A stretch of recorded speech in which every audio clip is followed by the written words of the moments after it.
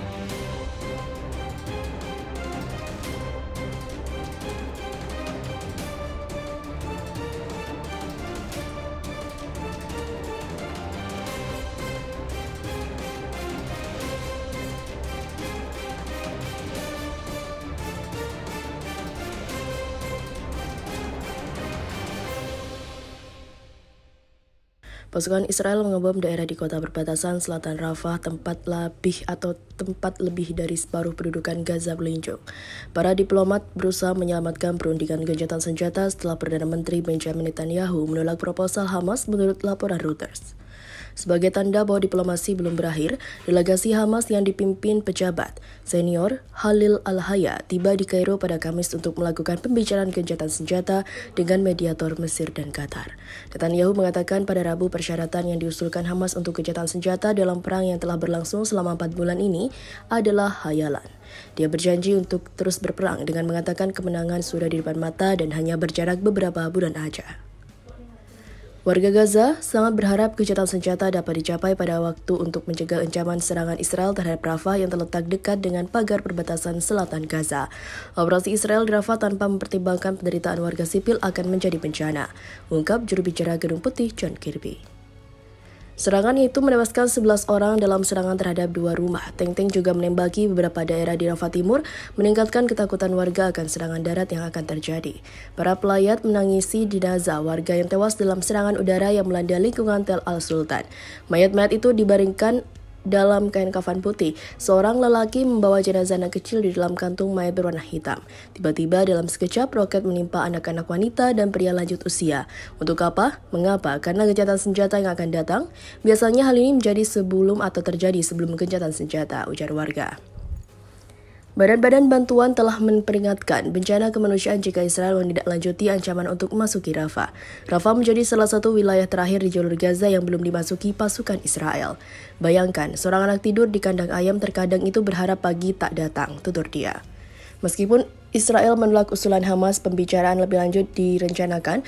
Menteri Luar Negeri Amerika Antony Blinken yang bertemu dengan para mediator pekan ini dalam perjalanan kelimanya ke wilayah tersebut sejak dimulainya perang mengatakan dia masih melihat ruang untuk negosiasi. Blinken juga mengatakan jumlah korban tewas warga sipil terlalu tinggi dan menegaskan kembali bahwa operasi Israel harus mengutamakan warga sipil. Dia mengatakan telah menyarankan beberapa cara untuk meminimalkan dampak buruk dalam pembicaraan dengan para pemimpin Israel namun tidak memberikan rincian lebih lanjut. Delegasi Hamas di Mesir diperkirakan akan bertemu dengan para pejabat termasuk Kepala Intelijen Mesir Abbas Kamel, menurut sumber keamanan Mesir. Hamas mengusulkan gencatan senjata atau gencatan senjata selama 4,5 bulan dengan seluruh sandera akan dibebaskan. Israel akan menarik pasukannya dan kesepakatan akan dicapai untuk mengakhiri perang. Tawaran tersebut merupakan tanggapan terhadap proposal yang dibuat kepala mata-mata Amerika dan Israel bersama Qatar dan Mesir. Hamas mengatakan mereka tidak akan menyetujui kesepakatan apapun, tidak mencangkup diakhirinya perang dan juga penarikan mundur Israel. Mereka telah membuat klaim serupa setiap hari yang tidak dapat dikonfirmasi secara independen. Han Yunis adalah kampung halaman pemimpin Hamas di Gaza, Yahya Sinwar. Seorang perwira senior Israel mengatakan militer yakin dia bersembunyi di sana. Kementerian Kesehatan mengatakan lebih dari 27.840 warga Palestina tewas dan lebih dari 67.000 orang terluka sejak genosida oleh Israel dimulai. Memanas, Presiden Amerika Biden sebut PM Israel Netanyahu pria jahat sialan. Presiden Amerika Serikat Joe Biden dilaporkan menyebut Perdana Menteri Israel Benjamin Netanyahu sebagai bad fucking guy atau pria jahat sialan.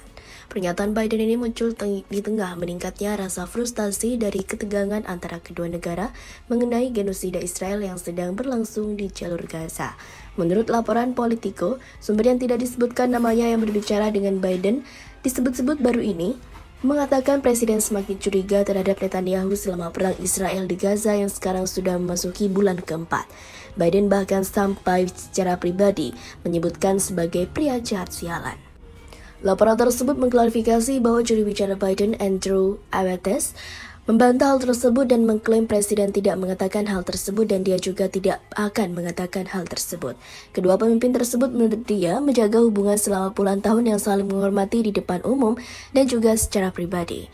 Benar atau tidaknya, laporan tersebut, komentar Presiden Biden tersebut menyoroti semakin besarnya rasa frustasi yang dimilikinya terhadap Perdana Menteri Israel mengenai cara dia menangani perang. Hal itu lantaran penolakan Netanyahu terhadap nasihat Amerika untuk mengurangi intensitas perang. Selain itu, karena resiko genosida yang dilakukan Israel di Gaza merusak reputasi dan poin pemilu pemerintahan Biden. Meskipun Gedung Putih telah mempercepat penjualan amunisi dan senjata senilai ratusan juta dolar ke Israel, bahkan melewati tinjau Kongres dan dukungan militer dan diplomatik yang signifikan yang telah diberikan kepada Tel Aviv selama perang. Israel juga menyalahkan pemerintahan Amerika atas kurangnya dukungan dan kritik terhadap skala kekejaman Israel terhadap warga Palestina.